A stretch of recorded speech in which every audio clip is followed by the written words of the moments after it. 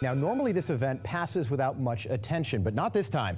On Monday, the official portraits of former President Obama and First Lady Michelle Obama were unveiled for the very first time at the Smithsonian in Washington, D.C., and they will now hang in the National Portrait Gallery as the official portraits of the former president and First Lady. But it's important to note there can actually be more than one official portrait of the president, and the White House has its very own separate collection of portraits that hang there, and the president gets to choose who he wants hanging on the walls of the White House when he gets elected, and they typically choose presidents from their own party. President Trump has Abraham Lincoln, Ronald Reagan, and Andrew Jackson hanging in the White House today. Interestingly enough, Andrew Jackson's portrait is one of the more unique. He's depicted kind of wearing this red vampire cape. That's how the Smithsonian describes it, not my words. But the first and most famous painting is probably George Washington's, and every president since John Adams has hung this painting in the White House. Interestingly enough, during the War of 1812, Dolly Madison famously saved this painting from a fire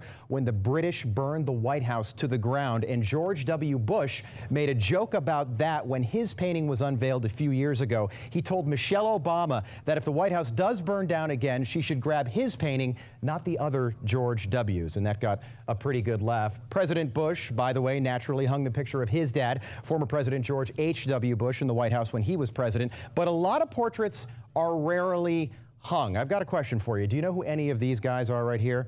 I'll give you a hint. They all have the same first name, and I put the answer on my Facebook page, Rob Finnerty TV, right now. So back to the Obamas portraits. They're definitely unique, but some portraits are just plain strange. Here is FDR's from 1945. 5 separate paintings of his hands. The artist loved his hands. And here's Bill Clinton's. I don't know what to make of that one. A lot of people are saying that Michelle Obama's painting doesn't look anything like her. I'll let you decide, but it does make you wonder about every first lady and president who was alive before the camera was invented, like Dolly Madison, for example. Is that really what she looked like?